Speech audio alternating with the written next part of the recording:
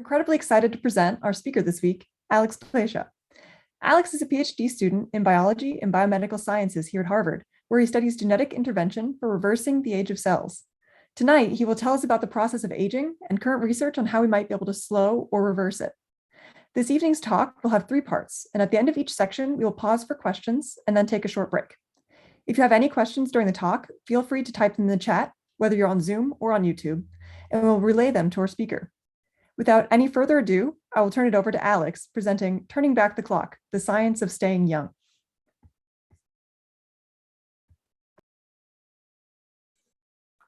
Yeah, thanks for the intro, Maggie. And yeah, nice job pronouncing my last name. That was good. Hi, everyone.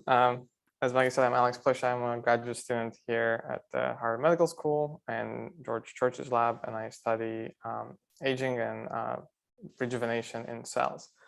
Tonight I'm going to talk about turning back the clock and the science of staying young. And the talk has 3 main parts. First of all, we're going to talk about what is aging.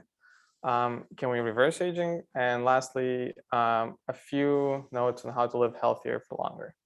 So let's get straight into what is aging. So first of all, when you think of aging from a disease standpoint, many of you can probably think of heart disease, Alzheimer's, cancer, and even diabetes. And the point I'm trying to make here is that all these have one, let's say, common root cause, and that is aging. So to show you this, I'm going to go over some data showing the mortality of all of these diseases as a function of age. So let's start with heart disease. This is a graph showing that on the y-axis, we have the number of deaths per 100,000 people per year. This is a log scale, which means that every increase is 10 times as much. On the x-axis, we have different age groups. And what we see here is that aging is a major risk factor for heart disease. There is very little incidence, very little mortality in the first years of life, and then around 15 or so, we have this increase that's technically exponential because every increase here of 1 little tick mark is 10 times as likely to die from heart disease. And not only that this causes a lot of suffering in people who have heart disease, it also causes a lot of spending on healthcare related to heart disease problems. So this is a number from 2019, I believe, which was about $214 billion in the US in terms of healthcare spending associated with heart disease. And this is not the only disease that goes up with aging. Another factor that we might have heard of is neurodegenerative disease like Alzheimer's. In this case, the slope is and the incidence starts increasing a bit later in life. After a few decades, around mid-50s, 60s, that's where we have this exponential increase in the mortality from neurodegenerative disease. And we see the same trend with cancer as well. Again, here we see a similar trend as heart disease, diabetes, where maybe it's somewhere in between. And then lastly, something that we're all familiar with is COVID. This is just the death rate for COVID in only 1 year, and we see it has a clear relationship with age. The older people are, the more likely it is to die from COVID. And the associated healthcare costs are hard to calculate. If you think of all the money that was printed and all the costs with the pandemic, you can get into trillions. But nonetheless, the point of this graph is to show that aging is the major risk factor for a lot of diseases, and those cause a lot of suffering in the population for all the people that are affected by it. But also they impact indirectly the people who are not affected by them by putting a lot of pressure on our healthcare and our economy. So this is only going to get worse in the future because our population is aging. So this is a pie chart showing the population structure in 2020 across the entire world. And we can see that the young people make up about 46% of the entire world population, followed by 40% of middle age and 14% of old. And I believe young is defined as under 30, and old is defined as over 60. The problem, this aging problem that we have right now in terms of both suffering and the cost is only going to get worse in the future because the United Nations is predicting that the population is actually going to shift towards a more aged population structure. So whereas before we had 46% young people, now we're going to drop to 31%. The middle age are going to stay around the same, about 38%, and then the all population proportion is going to go up to 31%. So if we have a problem now in terms of suffering and a lot of money spent on this, it's only going to double in the next several decades. So how do we tackle this? What can we do about it? Well, there's this hypothesis called neuroscience, which says that at the core of all these diseases that we talked about, like neurodegeneration, cancer, heart disease, and even diabetes, lies aging. So we already know that aging is the major risk factor for any of these diseases. You're way more likely to get if you're older.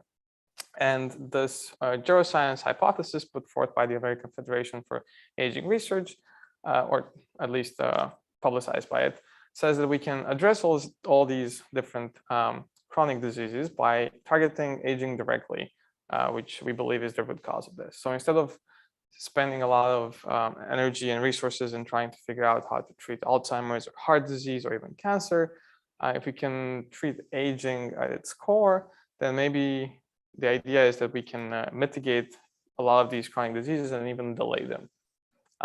So that's the goal of neuroscience, and that's also the goal of my research, trying to figure out how to target aging at the cellular level such that maybe we can delay these diseases and increase health in old age.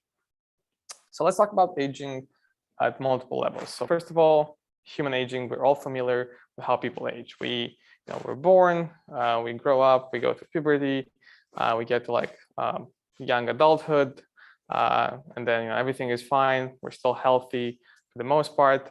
Then we start becoming middle-aged. Some things might start going wrong. We become tired more quickly. We have less energy, and then we start having all these problems in terms of different diseases or frailty. Things in our body are not functioning as they used to, and in the end, become old and die from different causes.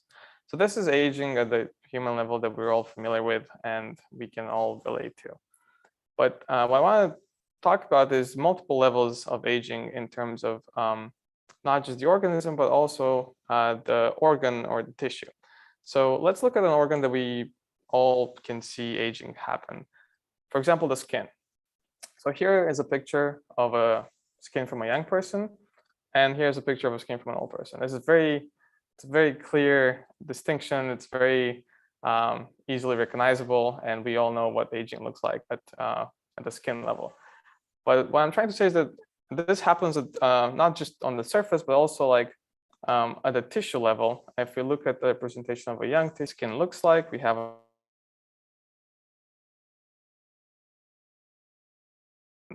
the cells have a certain shape and structure that's representative of young skin, whereby in the old one, we have a thinner layer with all these different curves and different morphology, which leads to the wrinkles that we see.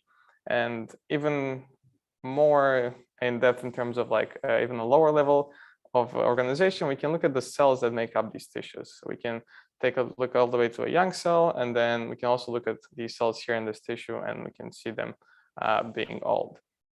So now what I want to talk about is how does aging look like at the cellular level, because that's what I'm studying, and that's how we think we can tackle the problem by fixing aging at the cellular level. Then we can fix it at the tissue level, and then organ, and hopefully the whole organism level. Before I can talk about how cells age, we first have to go over how cells work. So now I'm going to go through what biologists call the central dogma, which is basically at the center of how any cell works in the body. So we're all familiar with the DNA, which are the instructions for life. So in this graphic right here, I have one chromosome with a piece of DNA that's coiled in these parts, and then it's kind of accessible at the end. And we can think of DNA as a cookbook that has all the instructions that we need to make any recipes that we might want. And a cell similarly has all the instructions that it needs to make any specific proteins or building blocks that it requires for its function.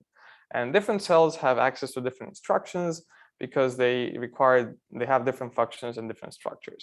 So if this were a skin cell, it would have access to a certain set of instructions to make certain proteins like collagen. So in this case, we can only see one recipe here, which is what we're supposed to be reading and what we're supposed to have access to. After the DNA level, we have RNA, which is an intermediate molecule that the cell basically reads these instructions and writes them down in, let's say, like a note form. So if I had a cookbook and I wanted to make, let's say, cheese soup, I would go to the master cookbook, I would look at the recipe and write it down on the note. And in the end, the cell uses these RNA molecules to make the protein, which is the one that actually does the function or has like the structural role in the cell. And then, in this case, if this is a skin cell, we can imagine this protein would be collagen, let's say. And in our analogy, we would just make the cheese soup from the little notes. So this is the central dogma of biology, and this is how any cell in our body works. It has access to certain recipes in the DNA. Only certain things are accessible based on what the cell is supposed to do in the body and what the structure, what the cell should look like, what the structure has. And using those instructions, it turns them into these little notes called RNA molecules that then are these RNA molecules can make the proteins that carry out the function of the cell. So now let's look at an old cell and how cells age. So how we talked about that chromosome and how certain regions were accessible?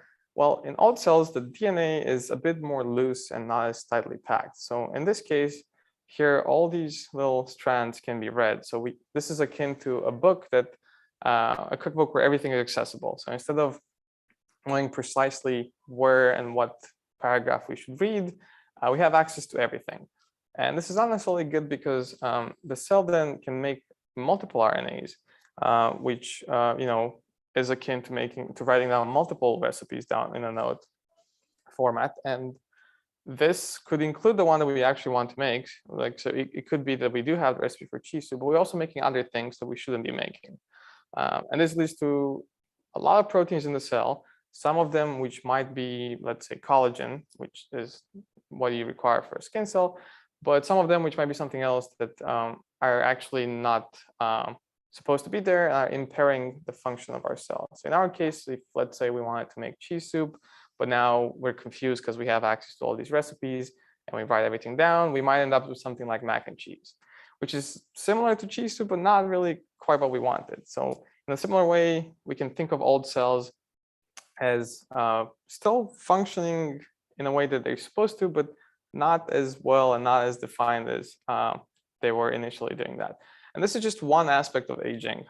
There's other things that go wrong with cells. There's mutations, and there's other levels where the cell is not functioning as it should be.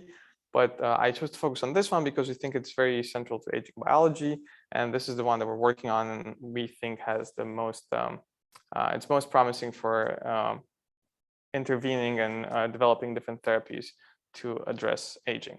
So to recap, if we look at the central dogma of biology, which is the DNA to RNA to protein, a young cell has a very coordinated process where the DNA is only accessible in certain regions that should be, and these regions are dictated by the cell type. So a skin cell maybe has certain regions for collagen accessible, but not certain regions for, like, let's say, muscle proteins, whereby a muscle cell would not necessarily need collagen. So these regions are accessible for the cell. It basically reads them, makes these RNA molecules, and then makes the protein that's necessary for the function.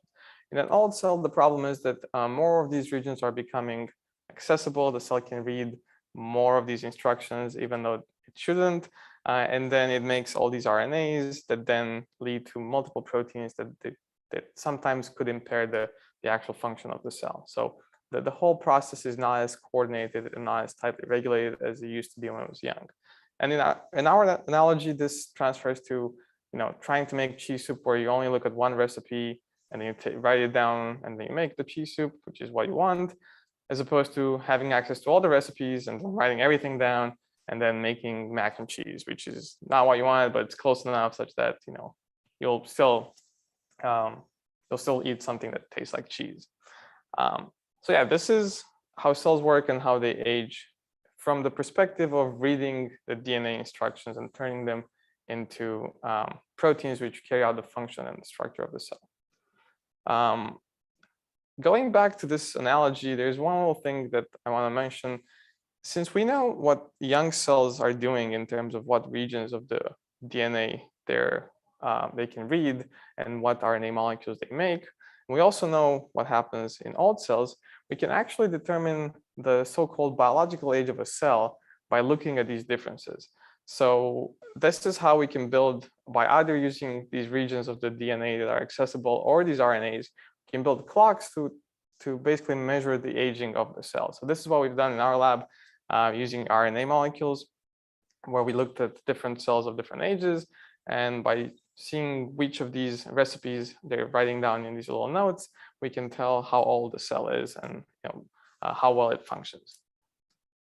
So to conclude this first part of the talk, we talked about how aging is the major risk factor for chronic disease, how targeting aging directly could lead to longer and healthier lives as opposed to trying to fix all the problems that come with it. The fact that aging happens at multiple levels, we know we are all familiar with the organism level and with the organ as well, and when it comes to skin, but we're less familiar with like what aged tissues and cells look like. Nonetheless, aging does happen across all these levels, and it's compounded when it comes to the entire body. And then cells work by turning the DNA instructions they have access to into RNA nodes, which can then make proteins that dictate the cell's structure and function. And then each cell has different DNA instructions that they have access to. However, all the cells in our body have the same set of instructions, the same cookbook. They just read different things, and that's how they can have different structures and they can perform different functions. However, we all come from only one cell, the embryo, so the instructions have to be the same for all cells. And lastly, one big component of aging is that these cells read the wrong DNA instructions and make RNA and proteins that carry out different functions than intended. And that leads to a lot of discoordinated processes in the cell and leads to dysfunctions and diseases in old age. And this is the end of my first part of the talk, and I'm happy to take any questions. That was great. Very fascinating. For anyone watching on either the Zoom or the YouTube, please feel free to type any questions you have into the chat, and then we'll relay them to Alex. And while we're waiting to see if anybody has some questions, I was wondering if different organs or parts of the body age at different rates. Yes. So there have been some studies showing that different organs age differently, and that's also depending on like their function and structure. So, for example, heart disease is a big problem because our arteries and our heart ages faster than, let's say, muscle in a way. Sometimes our skeletal muscle doesn't have the same damage and the same fast aging as our other tissues have.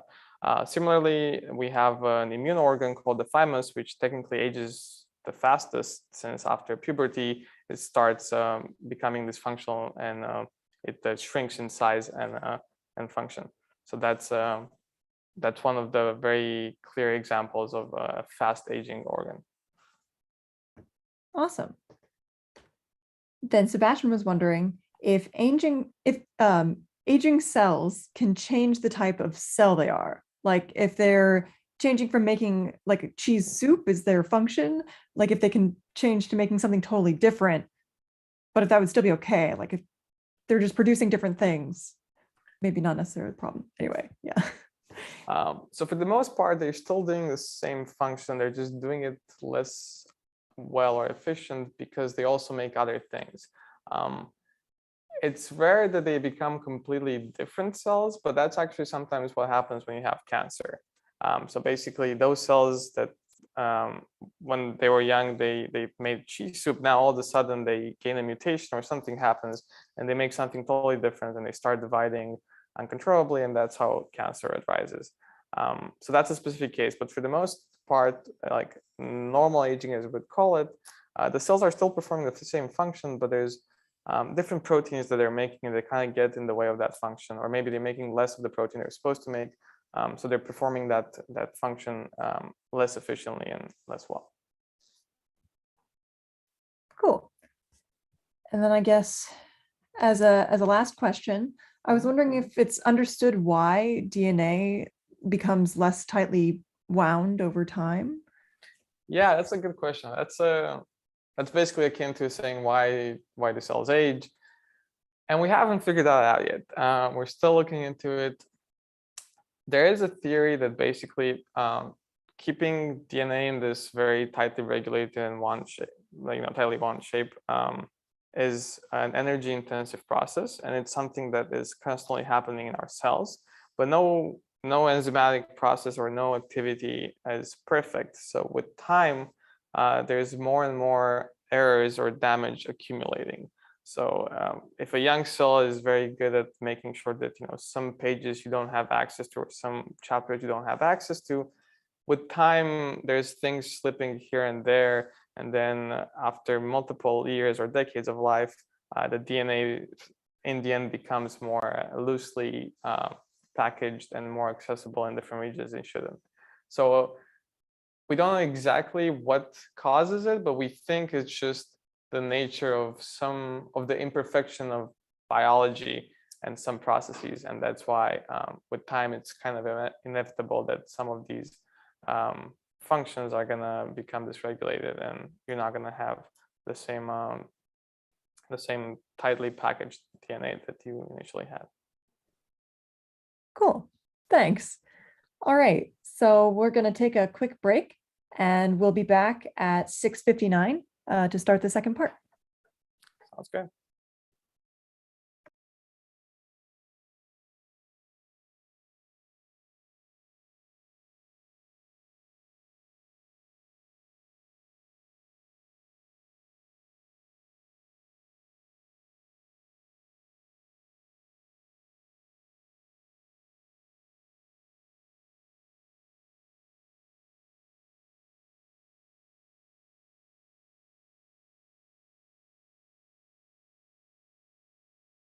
Great, thanks. Okay, so that was the end of the first part of the talk, and now we're going to move on to the second part, which is focused on reversing aging and around the main question of can we reverse aging? And the answer to that is yes, but only if you count reproduction and cells in a dish, however, not your person just yet. So let me break that down. Let me talk about the ways that we can reverse aging in a way, but how we're not there at actually reversing aging in our bodies. So let's talk about reproduction, and more specifically fertilization. So as we mentioned, we're all familiar with the life cycle where you're born, you grow up, and then you age, and then this is aging. But what can happen is when you have kids, that you get this rejuvenation of the cell, right? Whenever you have the fertilization event of a sperm and an egg getting together to make a zygote, basically the sperm and the egg come from old people, or at least middle-aged people, or some adult people which have aged at least a couple decades, or depending on the person, different times. The point is that there's no kid that was born, old. Old kids are young. So in a way, at the level of our species and our population, we do reverse the age of our germ cells every time we have kids. So that's like one way nature does it, and how our species has not only been around for that long, but also evolved. Because without it, if this process would not happen, we wouldn't have rejuvenation. Then the damage and the aging would just accumulate generation after generation, and in the end, the babies would actually be born old. So yeah, in a cyclical way, I guess, people are born, they age, they have progeny, they have kids, and in this process, you have this rejuvenation event, and then from there, the kid again grows up and they can have other kids, and so on and so forth. And this is how, at the level of our civilization, age reversal happens every time. So obviously, in a theoretical way, age reversal is possible, but so far, what we've seen in nature, this happens only when you have kids. So it's not necessarily useful for your person. However, in the lab, we've used this observation, this whole paradigm of development and fertilization to test something else about age reversal. So let's go again over reproductive cloning and how normal fertilization works. So here we have an oocyte, which is just an egg. And then when the sperm comes in, we have fertilization happening, and then this leads to a zygote. And a zygote is just a 2-cell stage from where the embryo develops, and then we can have a normal animal. So this is in mice. However, what scientists have done is actually tried to clone this mouse by basically taking an egg and removing the nucleus from it, and then also taking, let's say, an old donor animal, and then taking one of its old cells and this nucleus that we talked about earlier, where the DNA is loose and you make different types of RNA, and then they take this nucleus and they put it in the egg, and that's called nuclear transfer, or somatic cell nuclear transfer. The point is that the nucleus of this cell is an old nucleus, and then you put it in this new cell without a nucleus, which is an egg. What happens is that you can actually still get a zygote, and then you can still get an animal that's fully functioning and young. So this is the interesting part. It's similarly to fertilization, whereby you have an old cell, an old nucleus, and then when you put it in this egg without a nucleus, it can turn into a young animal. So basically we had age reversal in a way, or rejuvenation, because the cell became from an old mouse, it led to developing a whole new young animal. And the question is, how did this happen? How did this nucleus, whose DNA was all loose and like, the cookbook was accessible to multiple pages that you shouldn't look at. There was multiple RNAs that maybe were impeding or were actually not helping with the function. How did this become young? And one of the main factors is actually the RNA that's in the egg. Not just the RNA, the protein as well, but let's just focus on the RNA to make things simpler, because the RNA can become protein. So there is some some RNA molecules in this egg without a nucleus that then, when you add an old nucleus, it can basically, it codes the right instructions to turn this nucleus back into a young nucleus and then into a whole young animal. And this is called reproductive cloning, and people have done with mice, and you probably have heard of Dolly the sheep. It was done in a similar manner, where they took a cell from an old sheep and they took a nucleus and they put it back in an enucleated egg. So this is another example of how we can reverse the age of a cell. But then again, this is not helpful for aging in people and for health, because obviously this has to go through development, and there's no therapeutic use for us. However, the main question that remains is, what are these RNA molecules, right? And how can we maybe use them separately? And that takes us to the next part, which is cellular reprogramming. So I think in 2012, the Nobel Prize was awarded to Shinya Yamanaka for actually discovering 4 factors, thereby called the Yamanaka factors, that can take an old cell and make it into an iPS cell. That's an induced pluripotent stem cell. So this cell, like similar to like an embryo or a zygote, can pretty much make all the cells in the body.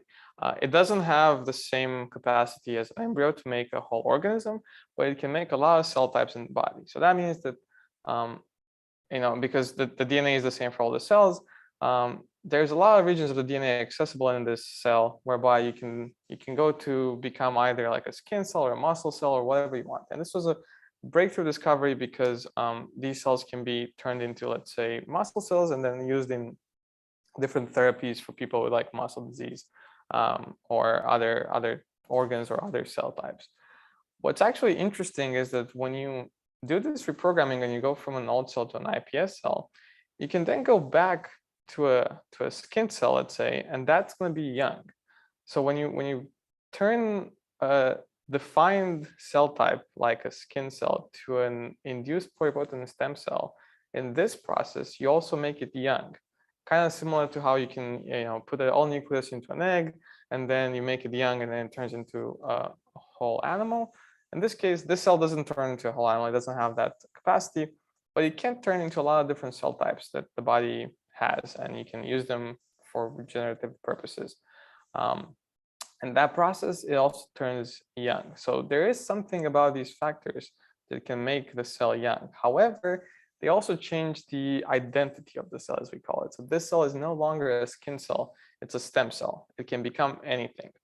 And that's not necessarily something we want in our body, because that's also a marker of cancer. So cancers have this stem-like potential where they can become different cell types. And if you put like a stem cell in the wrong place in our body, you could have different cancers developing, or different teratomas, which is a term for you have this growth of different cell types in tissue that you wouldn't want.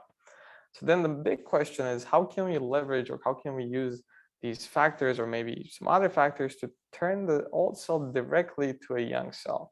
So instead of going through this IPS stage, or this developmental stage that we've seen at least twice before that can happen and can reverse the age, can we go from this old cell directly to a young cell? And that's basically what we're trying to do in our lab.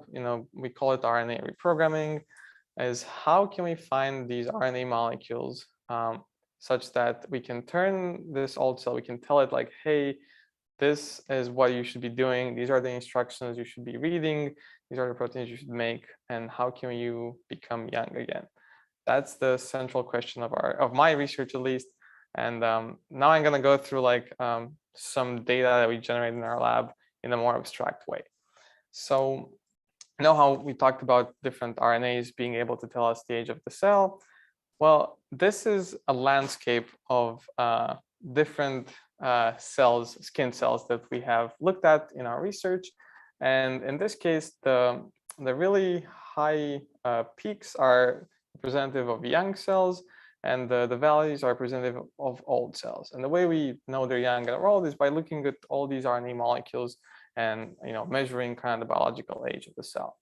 And so we can have a young cell up here, and then with age, this cell becomes middle age. We have it at different lower levels on this landscape. And lastly, we have the old cells all the way here in the valley. And the reason why we have different X and Y coordinates, so basically while the altitude could be the same for these middle-aged cells, they are in different places on the landscape. And that's because there's different ways that cells can age, and there's different things that can go wrong. So going back to the cookbook analogy, if the cells are supposed to only read certain instructions, there are other instructions that they can read in the aging process. They can make them old. So you can have a cell that it's supposed to only make collagen, but it makes collagen and some protein X, and then you can have a cell that makes collagen and some protein Y. Similarly, how, for example, if the cell is supposed to make cheese soup, and an old cell makes mac and cheese, a different old cell could make like nachos and cheese. It's still kind of the same thing. You have the cheese component, which in this case would be like the function of a skin cell like collagen, but it's a different way of getting the recipe wrong. It's a different way of aging. And this is what we see, and this is something that happens in our body. The cells, while they do age, they can age in different ways, and in the end, it's the same end result, whereby the function of the cell is somewhat reduced, and that's why we can tell that they're middle-aged or old. So this is the normal aging process, akin to like a ball just rolling down the hill. If you put a ball up here on this peak, it would normally go down. You can't have a cell stay young forever, as we talked about. These processes are imperfect, and it would become middle age and then old, and this is a potential trajectory for this cell that it could take. What we're looking at in our lab is basically how can we reverse this trajectory, and how can we take an old cell all the way from here in the valley, or maybe a middle-aged one, and push it back up this mountain of youth, and then make it young again. And that's the main focus of my research. And the way we do that is by trying to find different combinations of RNAs, these molecules that we talked about, that we know we can make the cells young. We know that eggs have these molecules that makes the zygote young. We know that the Yamanaka factors are such 4 molecules that can make the cells young, but also turn them into something else. And the way we go about this is basically just if you imagine all these RNAs as being certain buttons on one of these mixers, we can basically turn them either higher or lower in volume and see what happens to the cell. And this is exactly what we're doing. We have some sort of idea of like which ones to look at, and then we try different combinations of different volumes of all these knobs. We turn them up and down and see if the cell becomes younger or older. And this actually here, this landscape is made from data we generated in our lab, where we took some cells that were 79-year-old or 65-year-old, and we tried to make them younger. And we succeeded in making some of them at least young enough to be all the way up here on this peak. So to conclude this part of the talk about reversing aging, we learned that fertilization reverses the age of the cells and keeps our species young. We also learned that we can recreate this effect through reproductive cloning, like what happened to Dolly the sheep. We saw that cellular reprogramming can make cells younger, but at the expense of cell identity. So we can take a skin cell and make it young, but if we use these Yamanaka factors, that skin cell won't be a skin cell anymore. It will be an iPS cell, or like an induced pluripotent stem cell. And lastly, we learned that active research in our lab, and not only, is focused on finding these RNA molecules that can make the cells younger while also maintaining their identity. So our goal is to take a skin cell, let's say, and then keep it a skin cell, but make it younger, give it some instructions that will tell it how to behave and what instructions to read from the DNA, such that it functions better. And that is the end of my second part of the talk, and I'm happy to take any questions. Great, that was so interesting. We have a question from Michael in the chat. Is there a name for the mountain in the landscape that has the young cell on it? There is no name yet, but I've heard some suggestions for calling the mountain of youth. So maybe that's something that would go along with the valley of death or something like that. Amazing. It also sounds like the fountain of youth. So it does sound like the fountain of youth. Yeah, maybe people have been looking at the wrong thing. Maybe they should have looked for mountains, not fountains. And I was wondering, whenever you say that in your lab you're looking for these combinations of RNA that can sort of rejuvenate the cell, how much of a needle in a haystack is this search? Like, how many possible combinations of RNA are there? Like infinite? Or that's a good question.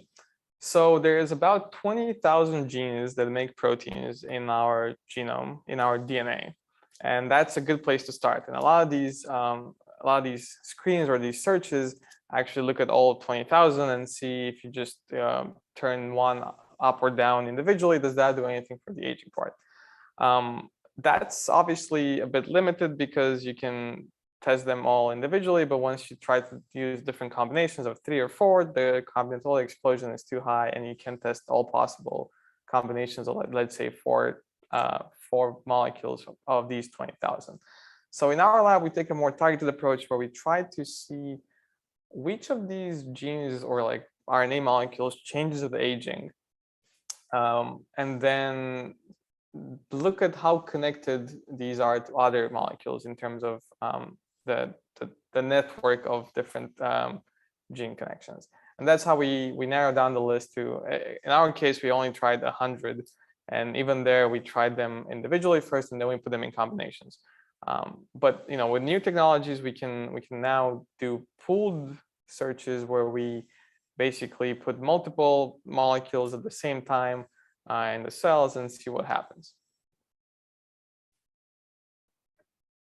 great.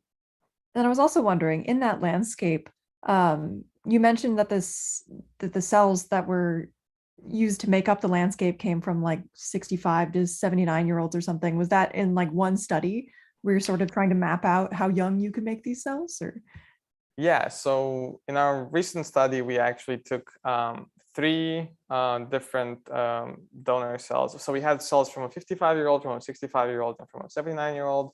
And for each of these, we tried different RNA molecules to see if we can turn back the clock and make them younger.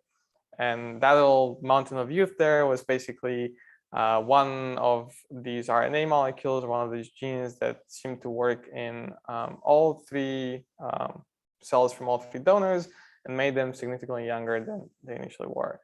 This is at the RNA level. So from the perspective of what genes or what instructions the cell is accessing, they looked younger. And now we're working to confirm that at the functional level as well, to see not only if the proteins that come from those RNAs are what they're supposed to be for a young cell, but also if the function of the cell in terms of, like, say for the skin cell wound healing, if that also resembles a young organism or a young cell.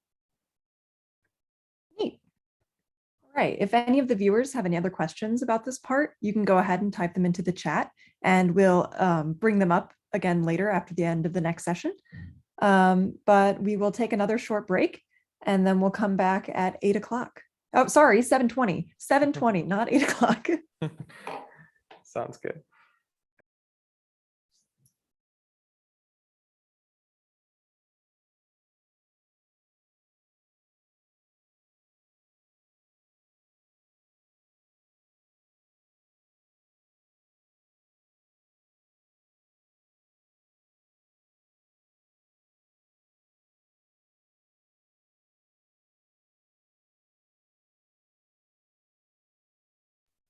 Alrighty, it's 7:20. So now we can get started on part 3 and learn how we can be young. Stay young. Yes, let's move on to the third part of the talk, which is focused on how to live healthier for longer. But before going into any of these slides, I just want to make sure that it's clear this is all for information purposes only, and you should always consult your physician for any medical advice. So everything I'm going to present here is just for your curiosity and just so you're informed. You should not make any decisions based on this. You should always talk to your doctor and make sure everything is consulted with them. That being said, let's go into a quick outline of what we're going to talk about. We're going to talk about 3 main things. The first one is going to be the boring but tested things that actually help you live healthier for longer, which is nutrition, sleep, and exercise. This is the stuff that you've probably heard before, and I'm calling it boring because by now we probably all know what it should be, but it's also been the most tested across decades and centuries, and we are pretty certain that we know what the right things to do are in these areas. Then we're going to talk about the interesting things, but which are currently in testing, which is time-restricted eating, rapamycin, and metformin. So if we think of the first things as ways to optimize our health and the way our body functions, the next 3 things could be basically things to maybe slow down our aging. But in a similar way, it would just optimize some of the functions that we do. But in no case this is any age reversal we've been talking about. Lastly, though, we have the innovative stuff, but far in the future. And here we're going to talk about gene therapy and basically go back to these different RNA molecules and ways we can make specific cells younger and maybe reverse the age of them. So let's get started with the boring but tested stuff and first talk about nutrition. So this is a graph taken from, I believe, a study of 195 countries across decades, looking at the diet of people. So on the y-axis, we have different features of the diet, like how many whole grains or how much sodium and fruits the diet has. And on the x-axis, we have the number of DALYs in thousands.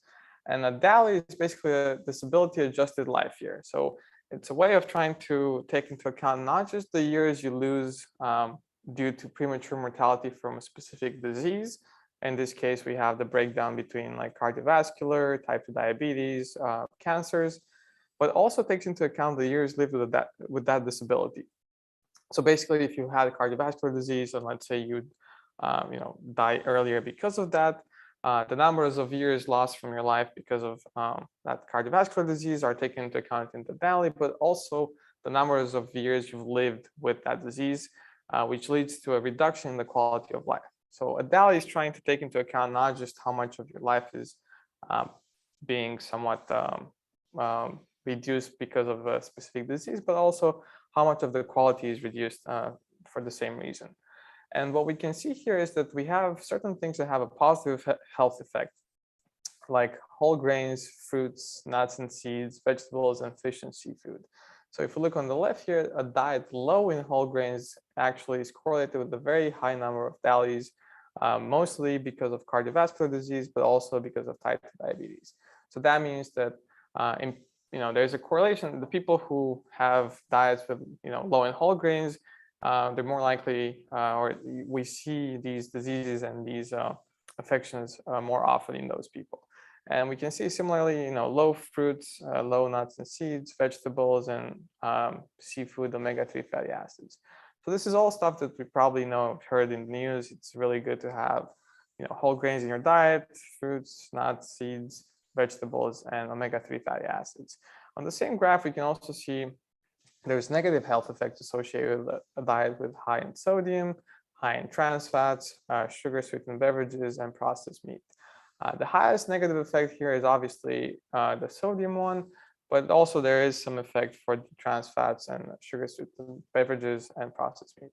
So the takeaway would be that when we look at the diets of people and the certain diseases that they suffer from, we see that the diets that have high whole grains, fruits, and nuts and seeds and vegetables, and omega-3 fatty acids are more associated with people who do not have a lot of these afflictions, while diets high in sodium and trans fats and all of these other negative health effect features of the diet lead to an increase or a higher likelihood of having these values because of cardiovascular disease or type 2 diabetes. So this is basically the nutrition aspect, and it's really interesting to see that this is the same across multiple countries, across decades. And it's also something that we probably, most of us already knew, or if not, it's common in the news. The next thing I want to talk about is sleep. And here I'm just going to show you a graph about the association between the sleep duration and the hazard ratio for dementia. So the hazard ratio right here is basically the probability of developing dementia with a specific sleep duration. So for example, let's take 4 hours. For people who have 4 hours of sleep per night on average, it looks like they're about 4 times more likely to develop dementia. And these dotted lines represent the 95% confidence interval, which means that within a 1.5 and 9 times in terms of hazard ratio. So for any given person that, let's say, sleeps for about 4 hours per night, it's probably within 95% likelihood that they have an increase in their risk for dementia between 1.5 and 9 times. This is what the 95% confidence interval means. However, on average, they would probably be at 3.8 or 4 times higher risk of developing dementia. And all this is relative to the lowest risk, which is a risk of 1, which is the baseline, and that seems to happen at 7 hours of sleep per night. So that's why the CDC recommends at least 7 hours of sleep per night for adults, and these recommendations change based on the age of the person. Obviously, kids sleep longer, and older people also sleep less. An interesting thing about this graph is also that after 7 hours of sleep, it looks like there is a slight increase in the risk of dementia. And the reason for that is unknown. I think the hypothesis right now is that there's some other cause that is correlated with this. So basically, there's some other dysfunction in our body that requires us to sleep longer. And that also leads to dementia or is somehow associated with dementia. And I only showed this graph here for dementia, but actually there's a similar graph for all-cause mortality. And then the takeaway is that sleep duration is very important for health, and not getting enough sleep is associated with a higher likelihood of developing dementia or mortality. That's why the CDC recommends at least 7 hours per night. The next part I want to talk about is exercise. So in 2018, the US Department of Health and Human Services put out some guidelines for how much exercise people should do, and they broke down the guidelines into 2 parts. One of them is the aerobic exercise, and they recommended either 150 minutes of moderate intensity exercise per week, or 75 minutes of high intensity exercise per week, or a combination of both. They also recommend doing some muscle strengthening exercises at least 2 days per week. So then a study set out to determine if there is any correlation between health outcomes and these guidelines. And they basically looked at people who either follow these guidelines or they did not have sufficient exercise. And this is a graph from the paper or the data that they discovered. On the first x-axis here, in the first column, we have the people with insufficient activity, and everything was reported with respect to them. So here, the hazard ratio for any of these, either all-cause mortality or any of these diseases, is 1 because that's the baseline. And what people noticed is that in the group that performed the muscle strengthening exercise, they saw a reduction of about 20% in these, depending on the disease or the all-cause mortality, anywhere from 10 to 20% reduction in the likelihood of developing any of these diseases. And that reduction was even higher for the people doing aerobic activity, with the all-cause mortality dropping almost 30%. And what was even better is doing both. So, if you do both aerobic exercise and muscle strengthening, as per the guidelines of the US Department of Health and Human Services, you can get a reduction in the risk of all-cause mortality up to 40% here, and even lower for different other diseases. So this is great. It's just it's something that we probably knew that we should do aerobic exercise, and muscle strengthening helps with the muscles and keeping them functioning in old age. But this study showed that there is actually a quite good association between different diseases and all-cause mortality with these guidelines that the US Department of Health and Human Services put out in 2018.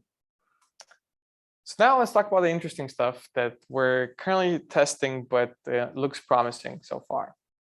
So the first thing I want to talk about is time-restricted eating, and you might have heard about this in the news.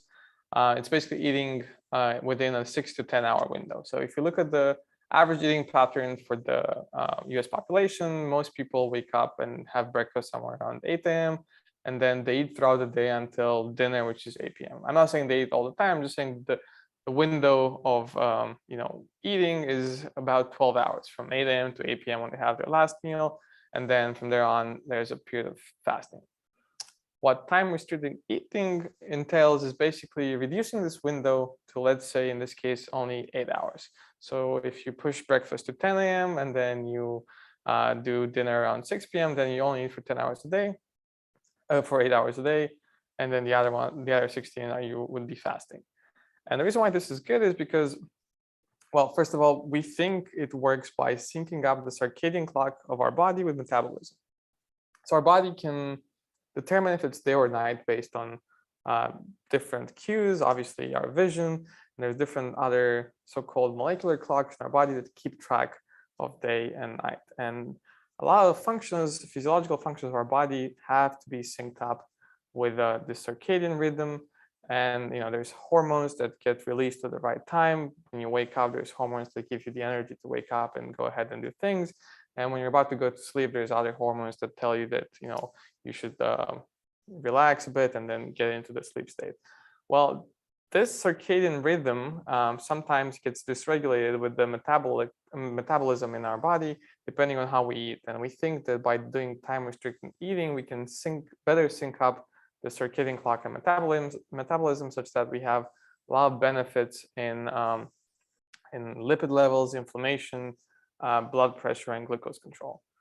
And the problem with this so far is that there have been very few studies with for a short duration with few participants. So there's a need for more research. And you probably heard in the news recently in the New York Times, there was an article saying that they didn't find any significant benefit of time-restricted eating for weight loss. But that was just for weight loss compared to calorie restriction. What the hypothesis is that there's other benefits that are not related to weight loss, and they might have to do with syncing up the circadian rhythm with metabolism. The next drug I want to talk about is Rapamycin, and this is an immunosuppressive drug that is currently FDA approved for transplantation. You basically give it to patients when they receive the different organs so that the patient immune system does not attack the donor organ. And right here on the right, I have a graph showing the survival rate of mice that have been given Rapamycin. And the way we read this is basically 100% means that all the mice in the colony survive, and then 0% means they all dead. So if you look at the solid lines, we can see that in the red one, we have the mice that don't have Rapamycin, they live about close to 3.5 years. But the mice that do get Rapamycin treatment make it all the way over 3.5 years. And this result is somewhat variable between different conditions and different labs, but it's very reproducible and very robust in a way where people have seen this effect over and over again, whereby mice given Rapamycin live longer than mice without Rapamycin. They're also healthier for longer. Similarly, if you look at the mice that get cancer and die sooner, we see the same effect. The ones that get cancer and don't get any rapamycin die around 2 years. And then the ones that do get rapamycin, they still get cancer. However, they die a bit later, around half a year later. So the main reason why this works is because we think that the rapamycin slows down the growth and the metabolism of the cells. And in this process, the cell also turns on different recycling mechanisms and different pathways that clean up the cell a bit and reduce the damage. So we have a lot of benefits. We see a lot of benefits in mice in cancer, heart disease, and neurodegeneration. And currently, this is in clinical trials in humans for different age-related diseases. There's also a large trial in dogs, and it seems that the safety profile is encouraging. However, again, this is still not tested. It's still in testing. And the last drug I want to talk about is Metformin. And this is a diabetes drug. It's used to treat, to keep glucose levels low in diabetes patients. And this graph basically shows the hazard ratio for all-cause mortality in people taking metformin versus people not taking metformin. The line similarly shows the 95% confidence interval, which means that we can't always pinpoint the effect to only one number because there's variability in the population.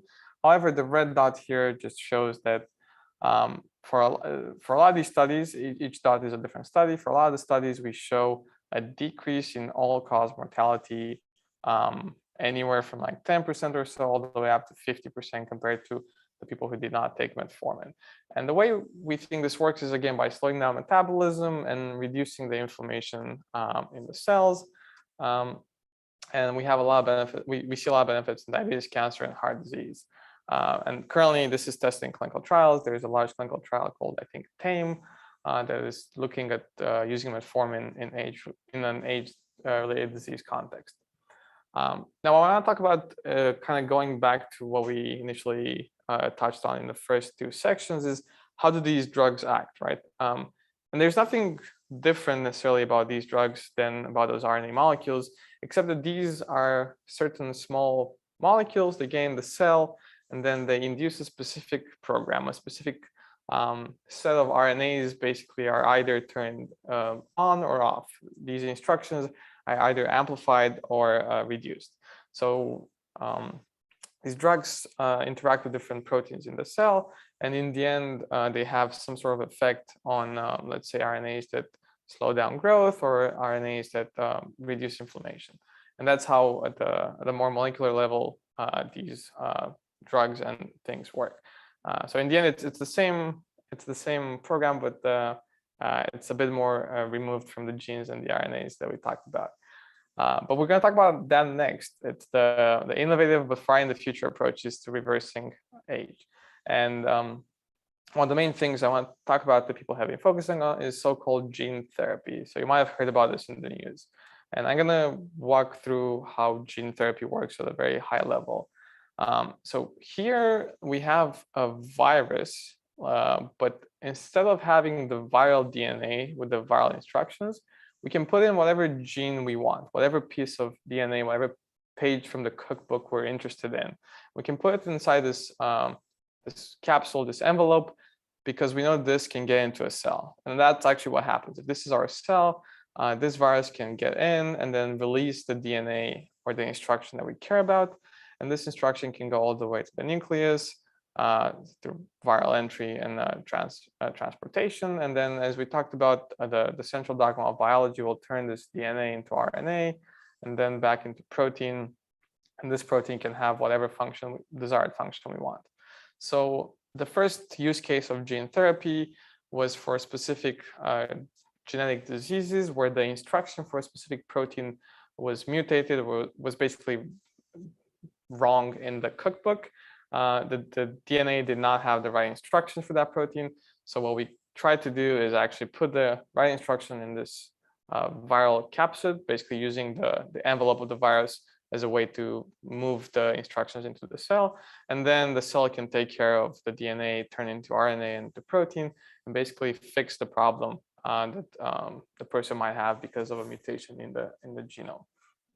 However, now we can use the exact same approach to either put DNA or RNA using whatever instructions we think will make the cell younger. So, if we put those Yamanaka factors here, those 4 different RNA molecules, the cell can become an iPS cell and also become younger.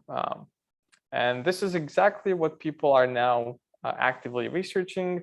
It's basically rejuvenating these cells by delivering instructions in the form of either DNA or RNA to the cells. And recently, there's been a lot of interest from the startup sector, whereby more than $4 billion, I think, have been poured into this research. So this is just a few companies, pretty much most of them, that use either gene therapy or similar approaches to give the cells specific instructions for how to become younger.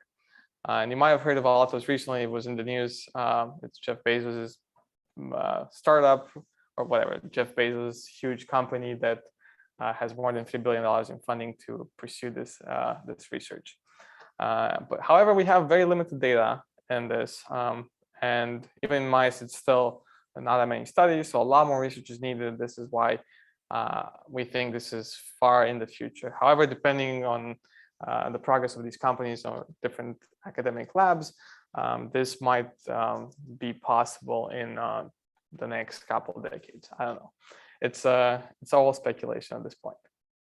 But this is the end of my third part of the talk, and I just want to leave you with some conclusions.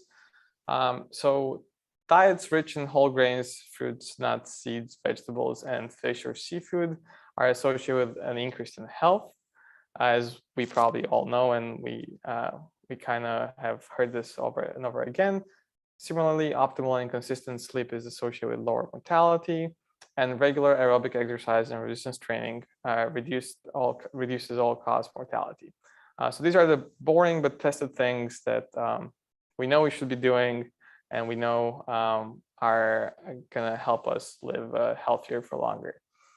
Then in the near future, we might have some drugs and potentially the time-restricted feeding that can slow down aging. There's clinical trials right now, and I think in the next couple of years, we should know more about the efficacy and the safety of these drugs in otherwise healthy patients. And lastly, in the far future, we may be able to rejuvenate specific cells in the human body by using gene therapy approaches, by giving them the right instructions to do the right things to become young again. But that's a combination of both figuring out what instructions we need and figuring out how to get to the right cells in the human body. And that's the end of my talk, and I'm happy to take any questions you might have. Great, that was very interesting. I learned a lot in this talk. If viewers have any questions, please feel free to type them into the chat, and then we'll address them again. And then while we're waiting, Sebastian was wondering if there have been any studies that have looked to see if people who follow the recommended interventions like sleep or exercise have younger cells, like if there's been any studies on a cellular level. That's a good question. Not that I know of. I might be wrong on this one. However, there are a lot of people who track the health or the biological age of their cells using different commercially available kits or different blood markers, and they also change their diet to see what's more optimal. So I think Thomas Losgarden is one of the people that comes to mind, because he has a YouTube channel actually doing this exact same thing. He logs a lot of his diet and exercise and other parameters that are supposed to optimize his health, and then he has regular blood testing to look at the age of the cellular age or the biological age of his body, using either blood markers or different tests that look at either the RNA or the accessibility of that DNA. That's really cool. And then I was wondering, you might have addressed this briefly, but I was wondering how this gene therapy differs from what you do in the lab with RNA. Well, so the gene therapy is basically taking what we do in the lab in a research setting to the clinic. because in the lab, we can manipulate cells in a lot of different ways to get those RNAs inside of them that would not be accessible in the human body. So right now, to basically put the RNA molecules that we want in a cell, we actually just zap them with a little current, and then that creates holes in the cells, and then the RNA just literally just flows in. However, that's not possible in the human body. So in the human body, we need to take a more, specific approach and more subtle approach, and the gene therapy delivery mechanism using either lipid nanoparticles, as in the case of the mRNA vaccine, or different virus envelope or different virus capsids. Either of those works for basically delivering whatever instructions we want to specific cells in our body. Great, that makes a lot of sense. And then, let's see, all right. And then I was also wondering if exercise guidelines like vary by age, or if it's more important that you start exercising by a certain point of your life. Because I imagine like if you start to develop, for example, cardiovascular disease, it's going to be harder to exercise. And it's sort of like a feedback.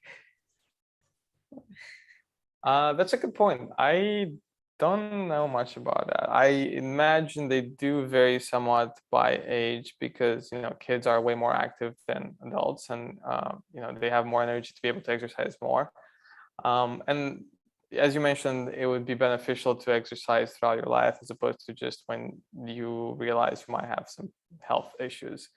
But I think studies have shown that even if you don't exercise throughout your life and you start later in life, you do get a lot of benefit. The signals that exercise sends to the cells would still work in middle-aged or old people. They would probably just have not as great of an effect as you would have if you were to exercise throughout your life. Fantastic. And then my last question is, how did you first get interested in this research? What led you to this research? That's a good question. I think there were some TED Talks a while ago in college that were talking about the prospect of studying aging and reversing it. And it was one of those things where we all took it for granted, kind of like how we took, infectious diseases and other diseases back in the days where like people just died of the flu or different like, the plague or stuff like that. And now I never thought about aging as something that we can, it's something malleable that we can maybe slow down or change. But the more I looked into it and read different papers and studies, I realized that it is in a way the major disease that we all suffer from. And I think by addressing it, we would reduce the suffering in old age and improve the function of and the quality of life of a lot of people. And I think it's something worth pursuing. Awesome. And if we have no more questions, I just wanted to say thank you for a great talk, and thank you for addressing all of our questions. And thank you everyone for coming to watch our talk. We'll have the last lecture in the series in 2 weeks at the same time. Great, thank you.